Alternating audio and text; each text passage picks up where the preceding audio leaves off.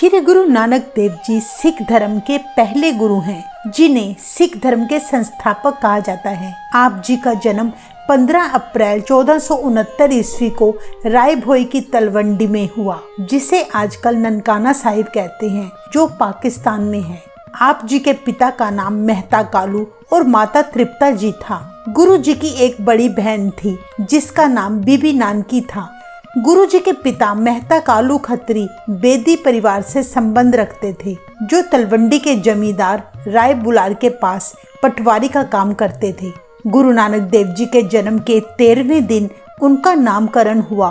उनका नाम नानक उनकी बड़ी बहन बीबी नानकी के नाम पर रखा गया। कहा जाता है, जब गुरु नानक देव जी का जन्म हुआ, उस समय देश की राजनीतिक, सामाजिक और धार्मिक दशा बड़ी खराब थी। हिंदू और मुस्लिम धर्म के लोग अंधविश्वासों, झूठे रीति रिवाजों में फंसे हुए थे। ऐसे अंधकारमय युग में श्री गुरु नानक देव जी ने व्यर्थ के वहमों भ्रमों को समाप्त करके लोगों को धर्म का सही रास्ता दिखाया। उन्होंने मेहनत की कमाई करके बांट के खाना और संगत और पंगत की धार्मिक परंपराओं को जन्म दिया। श्री गुरु नानक देव जी का चलाया हुआ यह पंथ केवल एक वर्ग जाति के लोगों के लिए ही नहीं, बल्कि सारी मानव जाति की एकता का संदेश था। श्री गुरु नानक देव जी बचपन से ही बहुत गंभीर और शांत स्वभाव के थे। उनको साधारण बच्चों की तरह खेल कूद में कोई रुचि ना थी, बल्कि उनका ध्यान प्रभु भक्ति में ही लगा रहता था। जब वे 7 साल के हुए तो उनके पिता मेहता कालू जी ने उन्हें हिंदी और गणित सीखने के लिए गांव में ही पंडित गोपाल के पास भेजा। अपने आध्यात्मिक ज्ञान से उन्होंने पंडित गोपाल को हैरान कर दिया।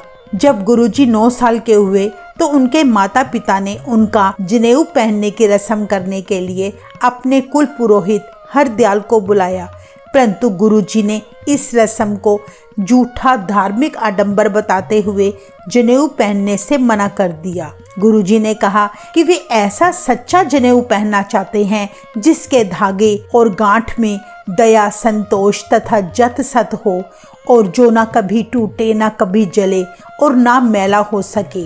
इस प्रकार गुरुजी ने हिंदू धर्म के खोखले रीति रिवाजों को अपनी छोटी सी उम्र में ही चुनौती दे डाली। श्री गुरु नानक देव जी की बचपन से ही धार्मिक कार्यों में रुचि देखकर उनके पिता मेहता कालू जी बहुत चिंतित हुआ करते, क्योंकि गुरु नानक देव जी अपना ज्यादा समय प्रभु भक्ति और संतों की सेवा में बिताया करते थे।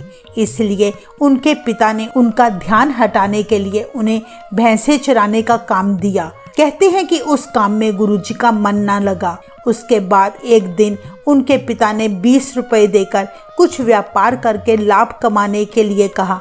तब गुरुजी अपने साथी बालाजी को लेकर व्यापार करने के लिए निकल पड़े। कहते हैं रास्ते में उन्हें कुछ साधु मिले जो कई दिनों से भूखे थे। गुरुजी 20 रुपयों से उन्हें भोजन खिलाकर खाली हाथ घर वापस आ गए। पिताजी के पूछने पर उन्होंने कहा कि वे 20 रुपए भूखे साधुओं पर खर्च करके सच्चा सौदा करके आए हैं। इस पर उनके पिता गुरुजी पर बहुत क्रोधित हुए। कहते हैं तब उनकी बहन नानकी जी सुल्तानपुर में अपने ससुराल में अपने भाई नानक जी को ले गई। गुरुजी तब से सुल्तानपुर में ही रहने लगे। गुरुजी का ध्यान सांसारिक कामों में लगाने के लिए 14 वर्ष की उम्र में ही उनका विवाह बटाला जिला गुरदासपुर के निवासी मूलचंद की लड़की माता सुलखनी देवी जी के साथ कर दिया गया। बाबा श्री चंद जी और बाबा लक्ष्मीदास जी गुरुजी के 2 पुत्र थे। गुरुजी को गृहस्थ जीवन के बंधन भी आध्यात्मिक मार्ग से अलग न कर सके। वे सुल्तानपुर में अपने परिवार के साथ रहने लगे, जहां बीबी नानकी जी के पति जयराम जी ने गुरुजी की नौकरी दौलत खां के मोदी खाने में लगवा दी। इस तरह जयराम जी की सिफारिश से दौलत खां ने अपने मोदी खाने में मुंशी के रूप में गुरुजी को नियुक्त कर लिया। गुरुजी वहां काम करते हुए अपने वेतन का ज्यादा हिस्सा निर्धनों में, गरीबों में और जरूरतमंदों में बांट दिया करते थे। सुल्तानपुर में रहते हुए गुरु साहिब हर रोज सुबह काली वेई नदी में स्नान करने जाया करते और वहां बेरी के पेड़ के नीचे बैठकर ईश्वर की आराधना करते। वह बेरी का पेड़ आज भी सुल्तानपुर में देखा जा सकता है।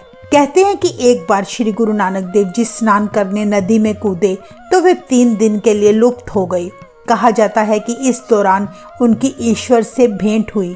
ईश्वर ने उन्हें आदेश दिया कि वे संसार में अज्ञान रूपी अंधकार को दूर करके ज्ञान का प्रकाश फैलाएं। इस तरह गुरु जी को ज्ञान की प्राप्ति हुई। ज्ञान प्राप्ति के बाद गुरु जी जब नदी से बाहर निकले तो उन्होंने ना कोई हिंदू ना कोई मुसलमान का शब्द बोला, जिसका अर्थ था कि हिंदू मुसलमान दोनों ही एक ईश्वर की संतान हैं। इन धर्मों को मानने वाले अपने अपने धर्म की सच्चाई भूलकर सच्चे मार्ग से भटक चुके हैं। गुरु जी ने ज्ञान प्राप्ति के बाद मोदी खाने की नौकरी छोड़ दी और सिख धर्म का प्रचार करने के लिए देश विदेश की यात्राओं पर निकल पड़े। सिख इतिहास में इन धार्मिक यात्राओं को उदासियां कहा जाता है। इन उदासियों के कारण गुरु जी ने हिंदू और मुस्लिम धर्म के तीर्थ स्थानों की यात्राएं की और वहां के लोगों में प्रचलित अंधविश्वास और पाखंडों का भंडाफोड़ करके उनको धर्म का सच्चा रास्ता दिखाया। इन उदासियों में गुरु जी ने अपने जीवन के 24 वर्ष बिताए थे।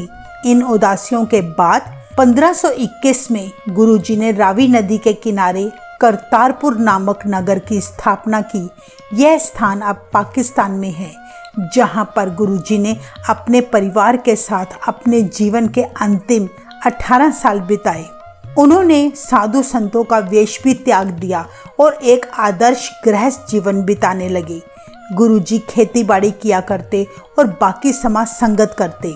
वास्तव में गुरुजी समस्त संसार को यह दिखाना चाहते थे कि मनुष्य अपवित्रता से भरे संसार में भी पवित्र जीवन बिता सकता है।